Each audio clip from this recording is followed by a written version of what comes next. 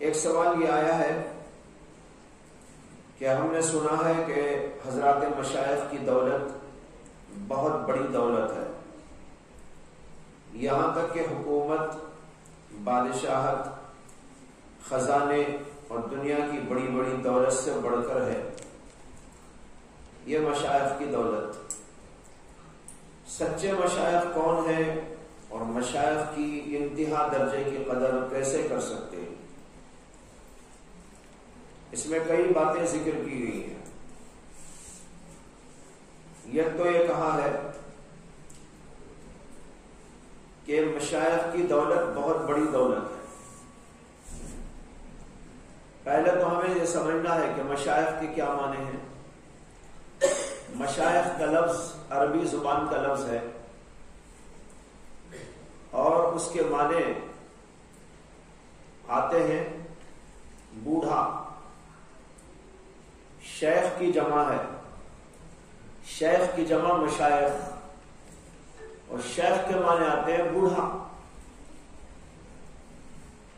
قرآن کریم کے اندر بھی آیا ہے، حضرت سیدنا موسیٰ علیہ السلام جب مصر سے مدین کی طرف گئے تھے،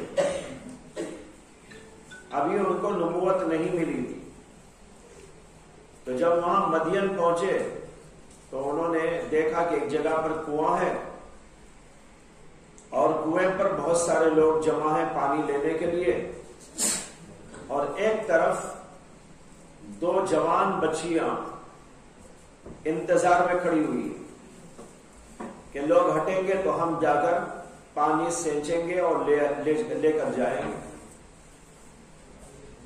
تو موسیٰ علیہ السلام کو بڑا تعجب ہوا کہ یہ لڑکیاں باہر کیسے آ گئی، ان کو کیا ضرورت تھی باہر آنے کی۔ زمانہ وہ ایسا تھا جس میں پردے کا بڑا لحاظ ہوتا تھا۔ تو حضرت موسیٰ علیہ السلام نے ان سے پوچھا کہ بھائی تم یہاں کیوں کھڑے ہو؟ قرآن کریم میں آیا ہے کہ ان بچیوں نے جواب دیا،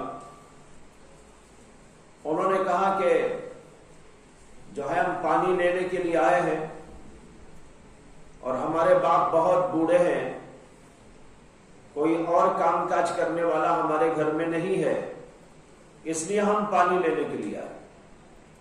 وہاں پر لفظ آیا ہے وَأَبُونَا شَيْخٌ کبیر، یہاں لفظ آیا شیخن، ہمارے ابا بہت بوڑھے آدمی ہیں۔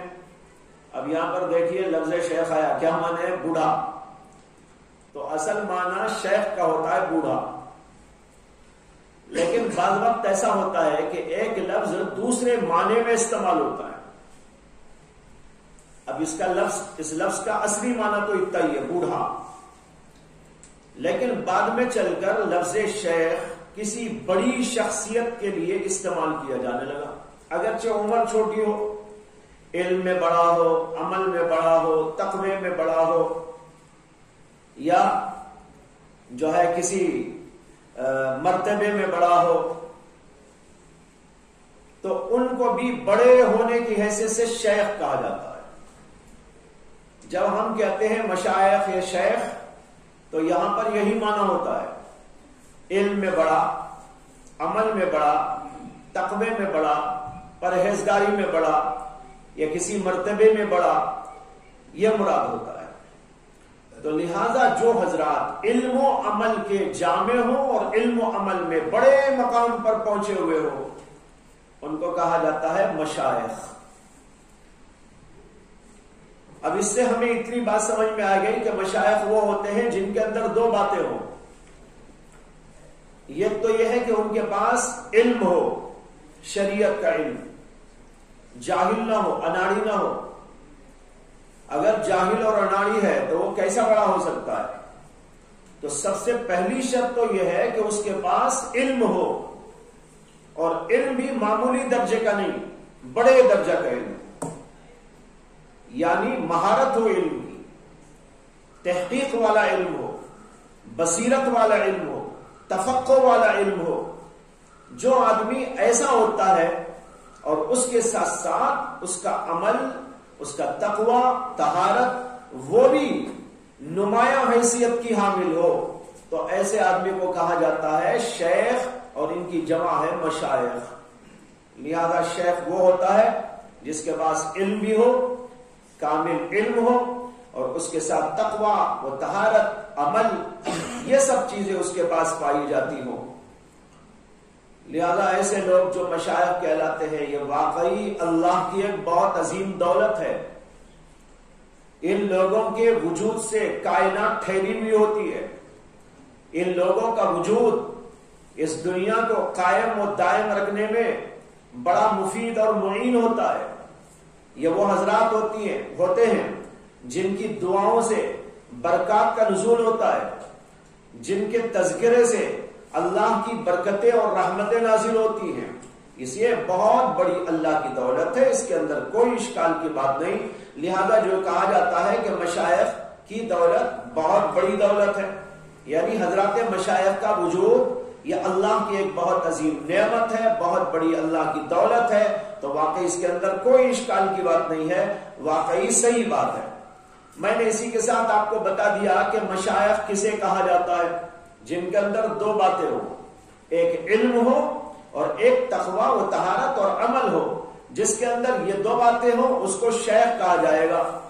اب اسی سے آپ یہ اندازہ کر سکتے ہیں کہ اگر کسی کے پاس علم نہیں ہے یا علم موجود ہے لیکن عمل نہیں ہے تو وہ مشیخت کے عہدے کے، مشیخت کے منصب کے لائق نہیں۔ مشیخت اس کو ملتی ہے جس کے اندر یہ دو چیزیں جمع ہوتی ہیں، تقوی بھی اعلیٰ درجے کا ہو اور علم بھی اعلیٰ درجے کا ہو، کمال کا علم، کمال کا عمل، تقوی، وہ لوگ کہلاتے ہیں مشائخ۔ لہذا جو ویسے ہی مشیخت کے عہدے پر فائز ہو جاتے ہیں، بیٹھ جاتے ہیں، لیکن ان کے پاس صحیح علم بھی نہیں ہوتا، یا کچھ علم ہوتا بھی ہے تو عمل ٹھیک نہیں ہوتا، شریعت کو توڑتے رہتے ہیں، شریعت کو پامال کرتے رہتے ہیں، اللہ کے احکام کو ٹھکراتے رہتے ہیں، من مانی کرتے رہتے ہیں، ایسے لوگ کبھی مشائخ کہلانے کے حقدار نہیں۔ بہت سارے جگہ پر ایسے لوگ بیٹھے ہوئے ہیں جو نام کے شیخ ہیں، جھبا قبا تسبیحات اور یہ اور وہ، لوگ ان کو سمجھتے ہیں کہ بس جناب خراب پیٹھا باندھ لیا تو شیخ ہو جائے گا، خراب پیٹھا باندھ لے تو شیخ ہو جائے گا۔ شیخ کی یہ دو صفتیں ہیں جو ابھی میں نے بتائی، یعنی علم و عمل، یہ دو چیزیں اس کے اندر ہونا چاہیے۔ اگر ایسا نہیں ہے تو اس کو شیخ بنانا درست نہیں۔ بہت سارے لوگ یہاں دھوکہ کھاتے ہیں اور غلط قسم کے لوگوں کے جال میں جا کے پھنس جاتے ہیں۔ وہاں پر علم بھی نہیں ہوتا اور عمل بھی نہیں ہوتا، اللہ کے احکام کو توڑا جاتا رہتا ہے اور جانتے ہوئے بھی غلط کام کیے جاتے ہیں۔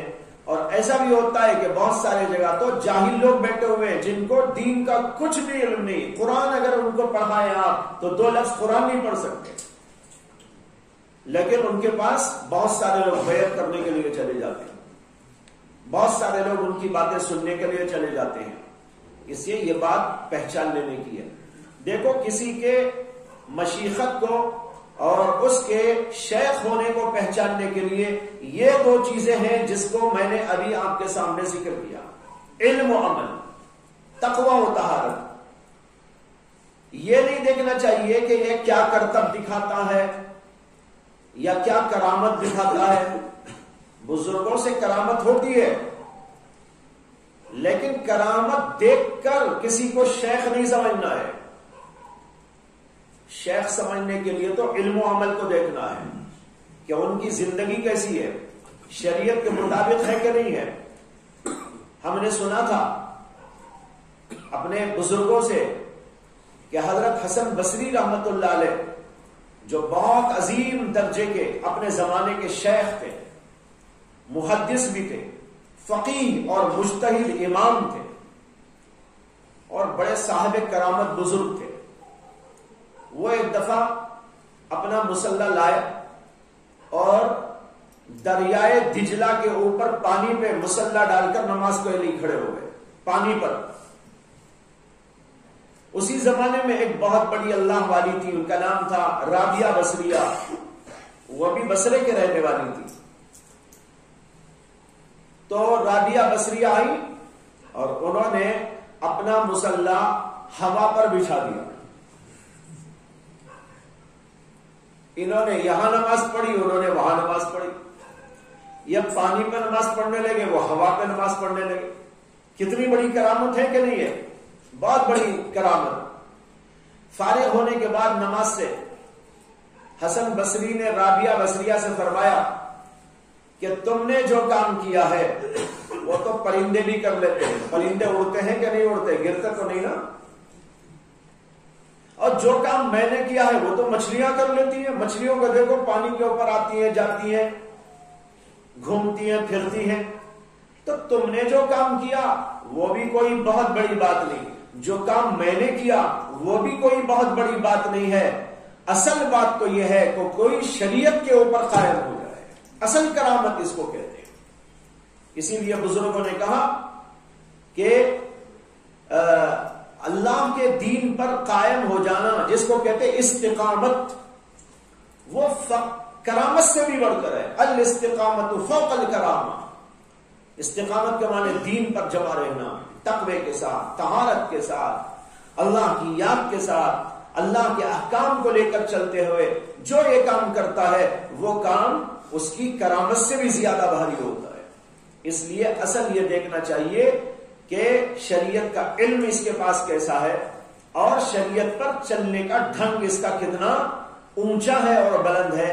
یہ دو چیزیں دیکھنے کے بعد سمجھا جا سکتا ہے یہ ہے شیخ، اور ان کو کہتے ہیں مشائخ.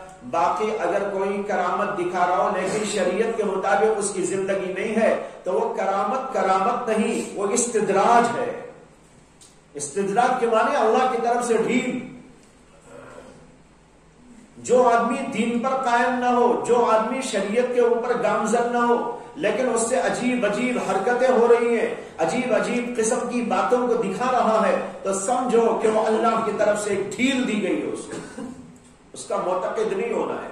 اس لیے کسی پر اعتقاد لانے سے پہلے یہ دو چیزیں ہیں پرکھنے کی، جس کو میں نے کہا علم و عمل کو دیکھنا. یہ ہے مشائخ کی تعریف اور یہ کہ ان کی فضیلت کیا ہے.